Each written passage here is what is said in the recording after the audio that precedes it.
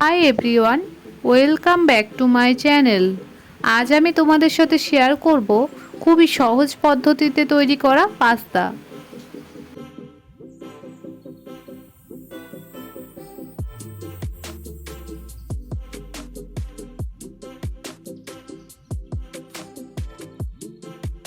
আজকের এই রেসিপি তৈরি করার জন্য প্রথমে আমি এখানে নিয়েছি 200 গ্রাম পাস্তা।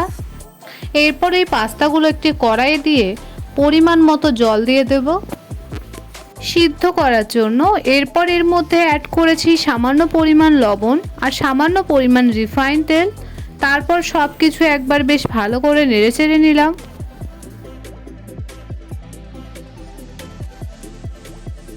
পর জলটা ফুটিয়ে নেব হাই ফ্লেমে। আর এই দিকে আমি কেটে নিয়েছি লঙ্কা কুচি, রসুন কুচি, পেঁয়াজ কুচি ও টমেটো কুচি। আর এই দিকে জলটা ফুটে এসেছে প্রপার। তারপর একবার বেশ ভালো করে নেড়েচেড়ে নিয়ে বেশ কিছুক্ষণ সিদ্ধ করে নেব। তারপর এদিকে আমি নিয়েছি 2টো ডিম। তারপর দিয়েছি স্বাদ অনুযায়ী লবণ আর সামান্য পরিমাণ ব্ল্যাক পেপার। তারপর সব কিছু বেশ ভালো করে মিক্স করে নিলাম।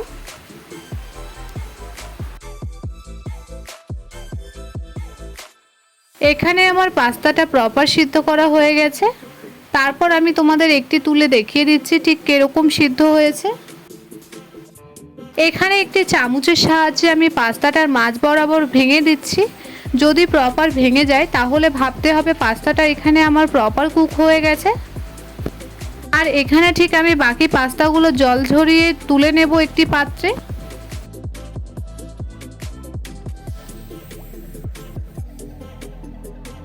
এখানে আমি সব পাস্তাগুলো তুলে নিয়েছি একটি পাত্রে। তারপর একটি কড়াই দিয়ে দেবো আমি পরিমাণ মতো সর্ষের তেল। তেলটা গরম হয়ে আসলে এর মধ্যে দিয়ে দেবো ডিমের ডোটা। তারপর ভালো করে ডিমটা নেড়েচেড়ে ফ্রাই করে নেব।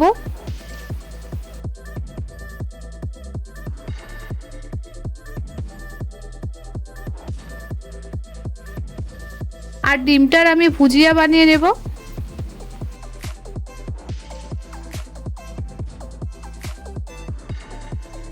তারপর বেশ কিছুক্ষণ নেড়েচেড়ে ফ্রাই করে তুলে নেব একটি পাত্রে।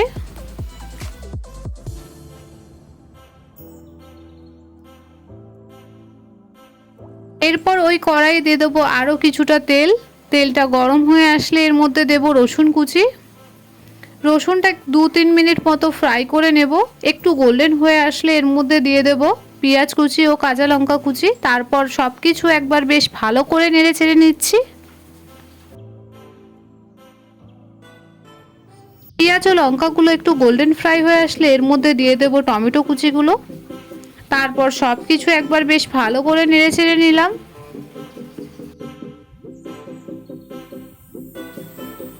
এরপর এর মধ্যে অ্যাড করেছি স্বাদ অনুযায়ী লবণ, পরিমাণ মতো লঙ্কার গুঁড়ো আর দিয়েছি সামান্য পরিমাণ ব্ল্যাক পেপার।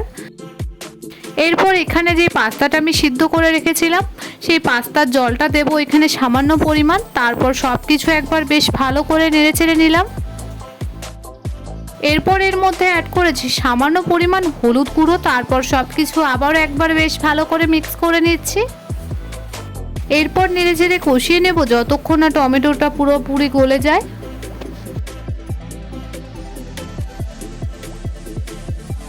টমেটোটা এখানে প্রপার সিদ্ধ হয়ে গেলে তারপর আমি এর মধ্যে দিয়ে দেব পাস্তাগুলো। তারপর সব কিছু বেশ ভালো করে নেড়েচেড়ে নিচ্ছি।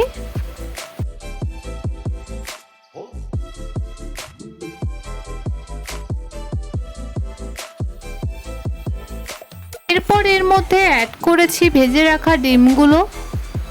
তারপর আবারও একবার সব কিছু বেশ ভালো করে নেড়েচেড়ে নিলাম।